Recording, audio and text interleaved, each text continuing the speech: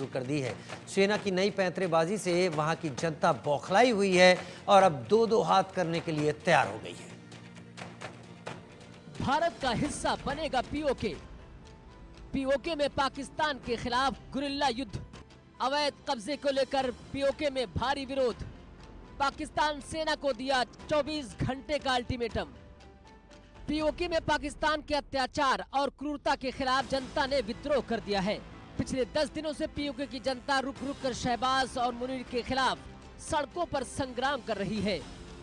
नाराज आम जनता सड़कों पर उतरकर पाकिस्तानी जवानों पर हमले कर रही है। मुजफ्फराबाद और रावलकोट समेत कई जगहों पर सुरक्षा बलों और प्रदर्शनकारियों के बीच हिंसक झड़प भी हुई। पीओके की आवाज को दबाने के लिए पाकिस्तानी सेना अब अत्याचार पर उतारू हो गई है। अवाम पाकिस्तानी सेना के खिलाफ जमकर विद्रोह कर रही है, तो वही पाकिस्तानी सेना पीओके की आवाम को धमका रही है। और अब तो हद हो गई जब पाकिस्तानी सेना ने रावलकोट के बंजोसा झील पर कब्जा कर लिया। उसने वन विभाग पर कब्जा कर लिया है और अवैध निर्माण कर रही है। वही पीओके के लोग इसका विरोध कर रहे हैं।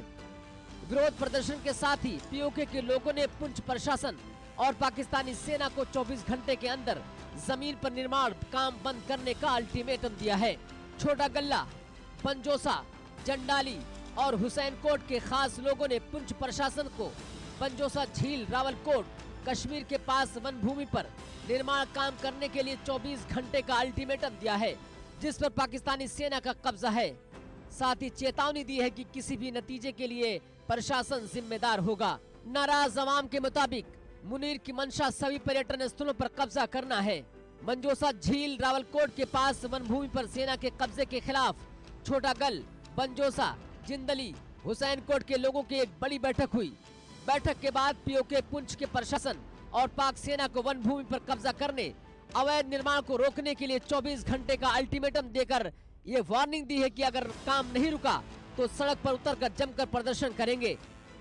साथ ही पाकिस्तान सेना को सख्त चेतावनी दी है कि अगर 24 घंटे के अंदर अवैध कब्जा नहीं हटाया गया तो उसके लिए शहबाज और मुनीर जिम्मेदार होंगे।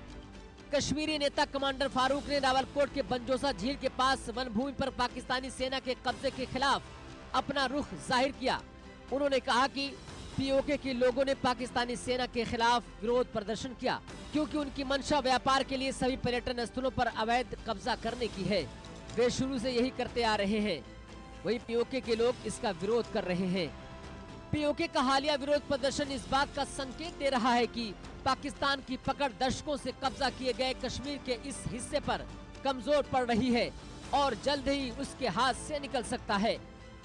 Bureau report, India news.